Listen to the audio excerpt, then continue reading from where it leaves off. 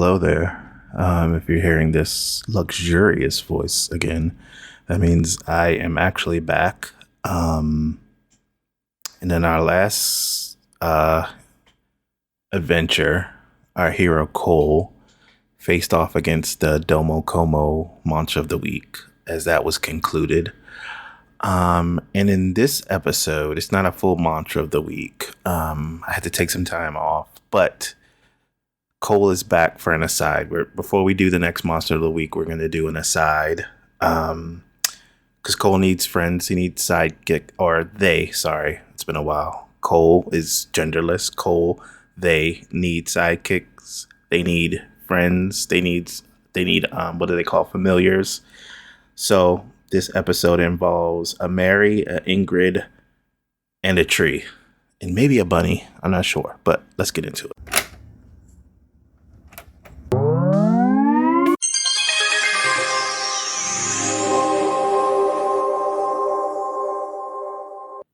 Now time for some interactive fun. So, like I said in the intro, this episode will be an aside to the Cole Mantra of the Week series. And I have to talk about an aside that happened to me in real life. The reason if you're listening to this in like episodic form, first of all, if you listen to this at all, thank you. You're amazing. I love you. But if you're listening to this as a series, thank you. Hopefully I haven't confused you too much, but I had a mosquito bite on my foot. But no, that's not my aside. My aside in real life was to go along with this episode that's going to talk about kind of resurrection and rebirth and relife. I had a kind of a scary resurrection moment myself. And it kind of weirdly goes along with the Mothman as being the myth of his or their sightings to go along with something catastrophic happening. So I one Saturday was going to a particular store here in Florida, and here in Florida it rains a lot.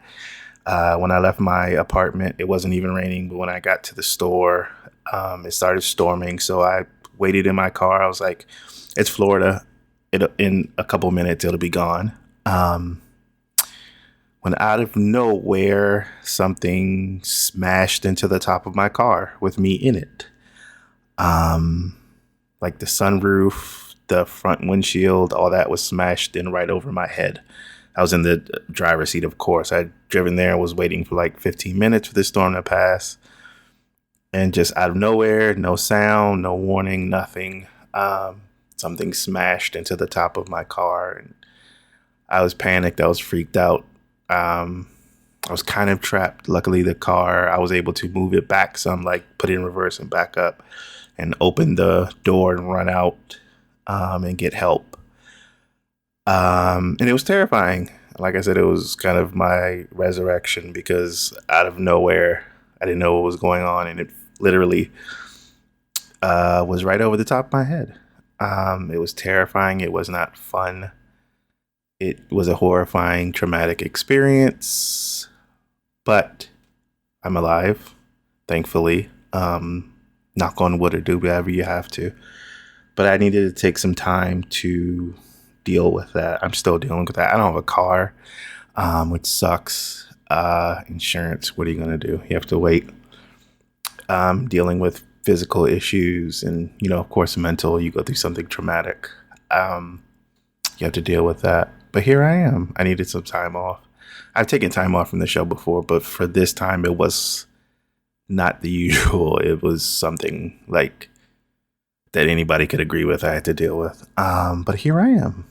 Because no matter what you go through, at some point, getting back into a routine or getting back into a distraction is sometimes a good help. It's not the only help. It's not a cure-all or fix-all, but sometimes when all you can do is dwell on stuff and repeat it over and over in your head, moving on is kind of a very strong thing you can do for yourself.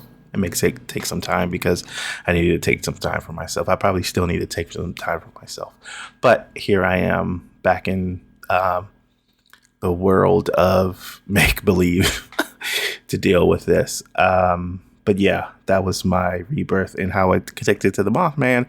Said store I was going to, I was doing a online pickup of Magic, a bunch of stuff I ordered, but one of them were a pack of Magic the Gathering cards from the Fallout series because one of the like foil cards in there was of the Mothman, and I was also getting this Mothra figure that reminded me of the Mothman or a version of it, and I was picking that up. So weirdly, I had a Mothman sighting right around the time something catastrophic happened, like in the actual Mothman sightings, which is weird, but I'm lucky I can still be here to tell the tale. So with that, like I said, we're getting back into the world of make believe. So this is not a full monster of the week. I am working on my next monster of the week. I have a few already lined up that I've worked on. I was working on previously, but even before this happened in real life, to me, this is an idea that I had because I want Cole to have kind of a friend group that aren't all human. And kind of a familiar. Also, an update on my real life. I have a new familiar. I have a tiny little dog that is asleep right now and not helping me in any way. But yeah, so Cole needs a sidekick, a familiar. And when doing research for this, I was trying to come up with a story behind it because, like the monster of the week, I build out the story. I want to build out the story of Cole's sidekick or Cole's helper or Cole's friend. And of course, relating Cole's origin goes back to the Mothman with the original series I did for this. I hope you listen to that because none of this, if you don't, none of this makes sense. But Cole originated from the Mothman kind of creative. I didn't create the Mothman, but I used the Mothman as one of my story ideas, and Cole as a character came from that. And in the real the Mothman actual legend, there was a person named Mary H, and her last name was Hyre. Hire. Let's say Hire. Mary Hire. She was actually a writer in West Virginia at the time of was it Point Pleasant? She worked for like the local paper around the Mothman sightings. She's kind of synonymous with helping the writer who did the book that became the movie about the Mothman. But she reported a lot of sightings, and she gets caught up in the Mothman lore because she reported after the Mothman sighting, she reported getting contacted by what they call the Men in Black, not like the movie or short-lived cartoon Men in Black, Will Smith and all that stuff. There's this thing with alien and UFO sightings where people who are known for these sightings are visited by what they call the Men in Black. And I think I brought up this lore before in one of the episodes I did, but they are sometimes like people say they're like, oh, Men in Black, like government agencies trying to figure out or cover up sightings, but also there's a lore behind them that they're not human, like they're humanoids, like they're aliens themselves, because they have all these weird tendencies, and they kind of appear humanish, but sightings of them or meetings with them that people have talked about, they seem like these are not human beings, and they're trying to get information or try to cover up UFO sightings or encounters and all that. But Mary Hire, who's this real person, was a writer in West Virginia at the time in the 70s, had reports of being met by these Men in Black. She also had reports of meeting this person that was called Ingrid Cole, or being contacted by this person that's called Ingrid Cole that may or may not be human, and also may or may not, wink wink, be the topic of the next monster of the week. Wink wink, hint hint, wink wink wink wink, hint hint, to the next episode. But yes, so Mary Hire, she is going to be the subject of Cole's next small aside adventure to get a to become there, as when I say there, I mean Cole's sidekick or friend. So Mary Hire in real life passed away kind of shortly after. She was like reporting on these Mothman and Men in Black sightings. So of course, as a real person, you have to. I'm taking fictional liberties with a real person's life. I don't want to disrespect her in any way in her life because she was a prominent writer back then. But as far as this fictional story goes, I'm going to use her likeness and her life being close to the Mothman as kind of inspiration. I won't use her real name in this to be respectful. But she is the inspiration for this. So, to go back, Cole in this series, Cole is kind of what we would call a time jumper or dimensional jumper. Cole combined all their multiple versions of, yes, there's multiple versions of yourself floating around there. Cole combined it in a good way to become our hero and our basic protector in this realm. So going along with that, if you haven't listened to previous stories, go back and try to make sense of it. But to give the backstory of Cole, Cole can also walk through dimensions. And also when I say dimensions, it's also time. Like in this world, time, past, present, and future are all happening at the same time. They're just all on different dimensions. So going back, like I've had Monster of the Week series, Cole, that had to defeat these monsters of the week. And time is not a straight line. Time is kind of relative, and different timelines and things are happening at the same time. So Cole can walk through different times. Cole receives a message because Cole is our protector in this realm, and Cole can see things. Cole has a third eye. He gained that from being, taught by the Mothman and all that stuff. Cole is special.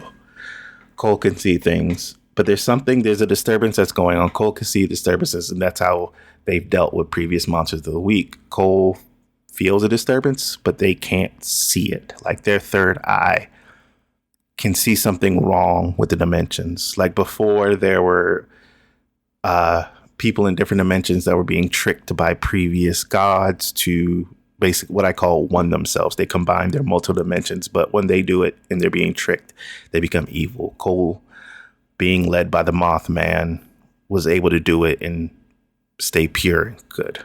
So Cole can see weird things like that with their third eye. But Cole can feel something going on, but Cole can't see. And that starts to worry Cole because Cole has the power of vision with their third eye. But Cole gets this message from the past. Like I said, the past, the present, the future, all that's going on at the same time. Cole in this realm gets a message, and it's from the Mothman in the past. And there's this whole thing in the world building that I don't know if I've touched on too much, where there was a real life case about somebody going missing, and there was a note found later on in their disappearance. But it inspired me to put this in world building and all this stuff that as far as past, present, and future, if something happened in the past, it always is supposed to happen. It's going to be different or changed in these multiple dimensions, but it's always supposed to happen. Like if something happens in the past, but then Cole gets it in the future, it's always been in the past. So Mothman left a note for Cole in the past to find in the future because the Mothman knew Cole would need it in the future on their journey. So Cole finds this notes from them because when the Mothman helped Cole, they basically that entity of the Mothman is made up of smaller entities disappeared because Cole is now the protector. But sorry, I'm jumping around. This note to Cole that they find in the present time was written or sent or left by the Mothman in the past, but Cole finds it now because Cole needs it now. And it's kind of instructions or kind of suggestion that Cole needs help to see this disturbance. Or help to identify it. Because Cole is our protector, but Cole is still kind of new at this. They're still learning. They need help. And the inspiration for this help they need is going to be Mary Hire. But I'm going to call them something else or describe them in a different way. I actually don't have a name for them yet, but Mary Hire for now, it's going to be the help that Cole needs. And so in this note, the Mothman says to Cole, gives Cole directions that they have to go to a certain place because Cole needs to go into what will be considered the afterworld. because I take a lot from like I've been mainly doing Mesopotamian gods, but you can think of the underworld the same way as like Greek and Roman mythology. There is a afterworld, and even though there's multiple dimensions and multiple versions of you, there is an actual afterworld. Cole, so the Mothman tells Cole in this note that Cole has to go to the underworld and bring someone back to help them. And the Mothman leaves a way to get there. So Cole has to go to this particular point in the forest. And like I said in the intro, the story involves a tree. So the entrance to the underworld is this tree. And the name of this tree is called Lord Braintree, King of the Forest. And that's an actual character from something, and I don't remember where. I randomly heard it on a podcast while working, and I wrote it down on my notepad. I don't remember where it was from. I have an inkling suspicion there's a podcast I've been listening to about like folklore from like a lot from Ireland and England and all that stuff. I think it's from there. It sounds like it's from there, but I don't remember. And nothing really comes up when I Google it, but I'll figure it out. So it's a talking tree in the forest, and it's a bit of a how do I say this without getting an explicit tag on podcasts and Apple? The tree is a bit of a dick.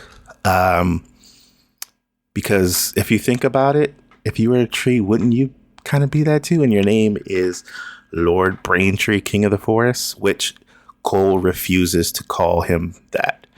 But in order for Cole to get to the underworld, the tree has to convince Cole to call them that. And I envision this tree. It's a tree. It's a talking tree in the forest. I think I created AI image, or I prompted AI to create images of it. It's going to be, I'm hopefully put them up on my Dumb Test Late social, and it'll be part of the art for the podcast. Excuse me. So I envision this tree as a talking tree with like a human face, but their crown is being held up by, I'm thinking, either a rabbit or a bird creature, that every time the tree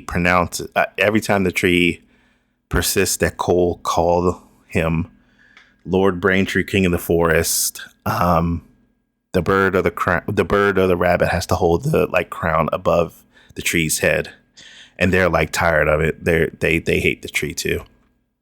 But eventually Cole does this, and Cole is shown in the forest. At this point, the way to the underworld, and this kind of goes off. There's another story I want to do about the underworld, but that's long far away. But it kind of goes off of the Greek mythology of not Persephone, but Persephone does talk about the underworld.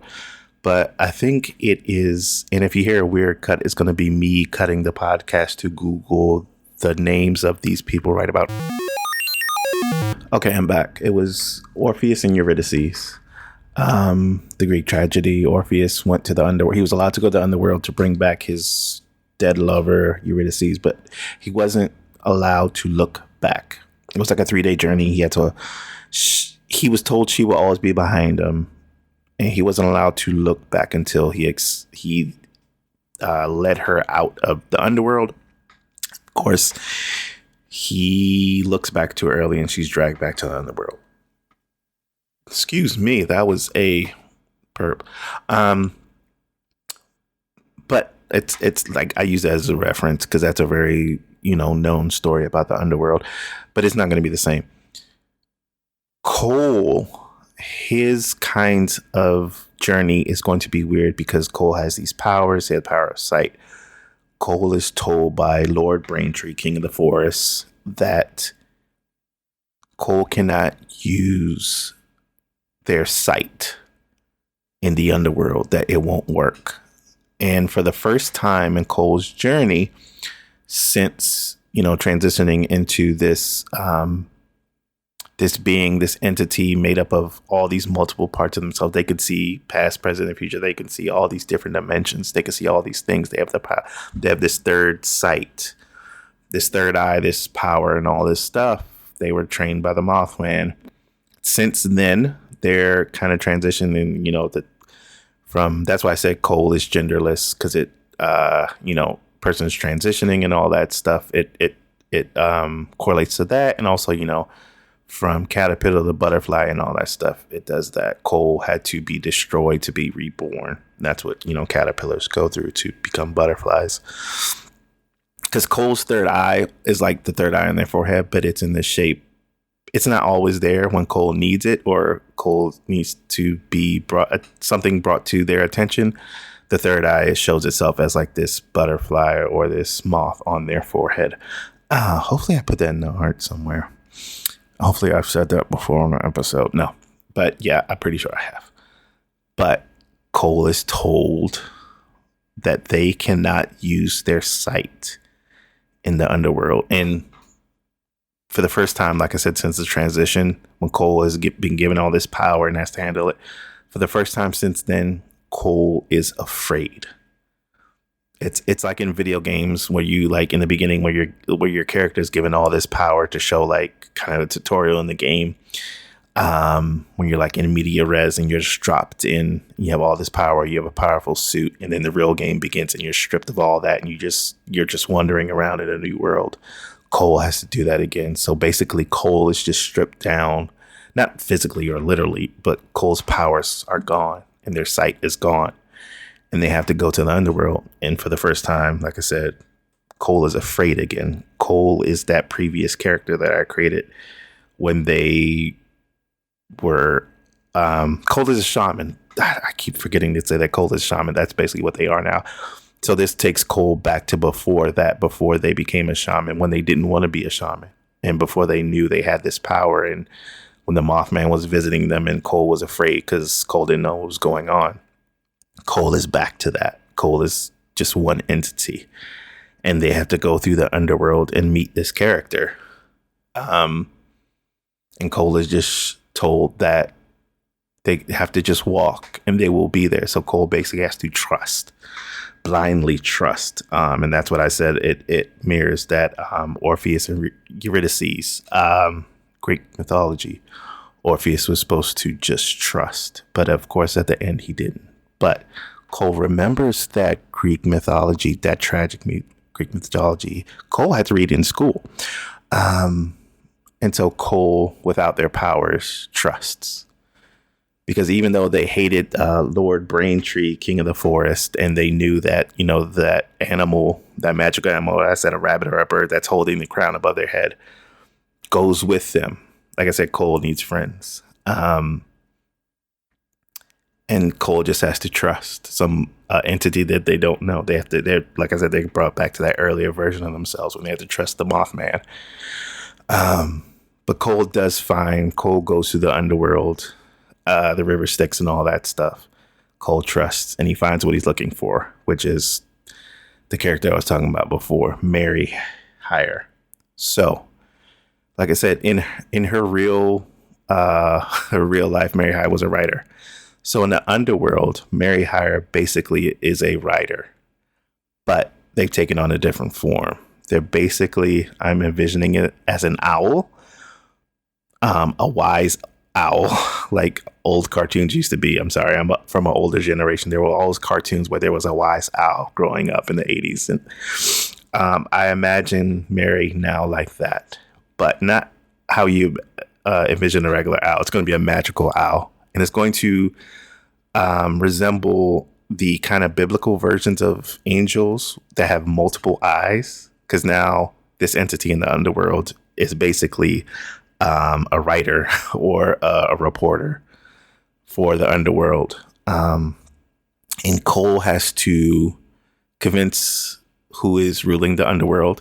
And if you're listening to this in order, chronological order, thank you again, because Cole's origin story goes back to the ruler of the underworld. Cole was initially tricked by two ancient Mesopotamian gods that were trying to trick Cole to steal Cole's powers to basically make Earth's realm the underworld again. They were trapped in the underworld. They were once rulers, and they were both trying to trick Cole.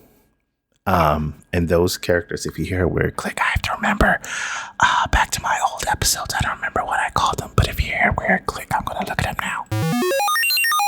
Okay, I'm back. It was from old episode, season 2, episode 24. When I was doing, because the original story title was called Insecta, and that's where I got Cole from. I brought Cole back to be the hero of this current story, where Cole, he was torn, or they were torn between these two ancient Mesopotamian gods, Eshkagirl and Nergal. Nergal was the god of like pandemics or plagues, and Eshkagirl was this female god that was tricked, kind of by Eshkagirl. But what happens in the end of that story is Cole sees Eshkagirl's pain and suffering, the female god, and basically lets her rule in the underworld as a king, queen, as a ruler, whatever they decide to be. And Cole sees that again. Cole is led back to Eshkagirl, and Cole asks Eshkagirl to basically let him have Mary, take Mary out of the underworld to help him. And Eshkagirl has been convinced, because basically Eshkagirl at one point was Cole's enemy. Eshkagirl was trying to use Cole and destroy Cole to take Cole's powers. But eventually Eshkagirl gives in and lets Cole take Mary with Cole. But Cole has to make a sacrifice. Cole has to give up one of their versions of themselves. And this goes back to like the whole world setup that Cole combined all of the versions of themselves in different dimensions, different times, and all that stuff, to stay in the underworld. So what this does is it keeps a part of Cole human, because Cole basically is a shaman, so they're not human. But if Cole leaves this small portion or small version of themselves in the underworld, it sets a time limit on Cole. So Cole is basically, it's like 1 billionth human. And Eshkagirl knows that they can hold on to Cole in some way. But Cole does this sacrifice, because Cole understands that the disturbance that they're in the underworld to get married to help them with is more important. So that's what happened. That's Cole's sacrifice. And Cole doesn't have to not look behind. Cole, his new companion, Mary, that's now a wise, biblical, angelical owl with all these eyes and sparkles. And the rabbit that was the crown holder for Lord Braintree, King of the Forest, is now with Cole. So those are Cole's newest companions. And Cole kind of goes, I think the underworld is always like, the entrance of the underworld was like a cave. So they make it out there safely. And Cole gets like their powers back. They're a shaman again. And Cole, kind of catches Mary up on what's going on and why Cole needed Mary. Because Mary, with all their eyes, they're this, next episode I'll come up with a name. I had one, because the archetype I want to go off is basically, this owl is basically a combination of, if you hear a weird sound, it's me looking up something again. I'll be right back.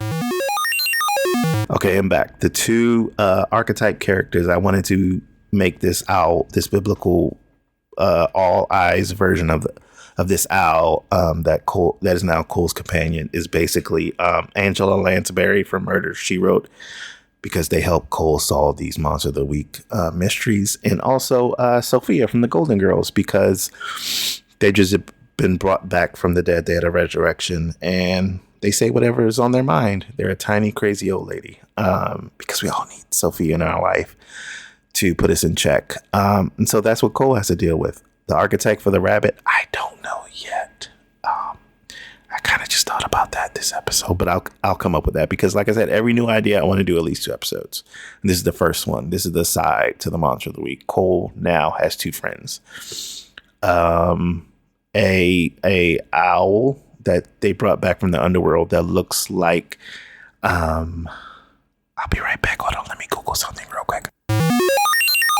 Okay, I'm back. Seraphim angels. If you want to terrify yourself, Google pictures of how a seraphim angel was described in the Bible. So it's going to be like that, with many eyes and many wings. But it's also going to be the owl. So think of a majestic owl with eyes all over the wings because it sees everything. That's what Cole needs. The rabbit is just going to be a regular looking rabbit, but it's going to be a magical special one. I'll come up with more about that later. But they make it to that. They make it back to reality. If the story is not based in reality, but they make it out of the underworld. And like I said, Cole is catching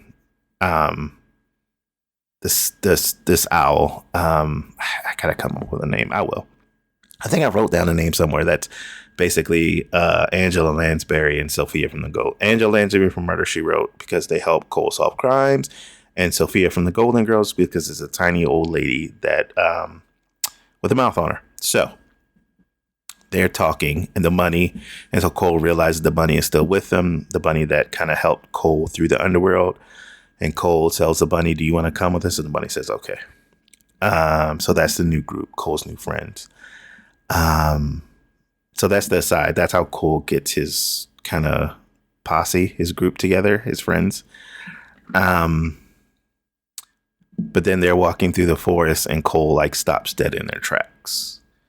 Cole, their third eye appears on their forehead. That's like made up of this moth or not angel, moth or butterfly, but it looks really lost. And Cole said, "They're here."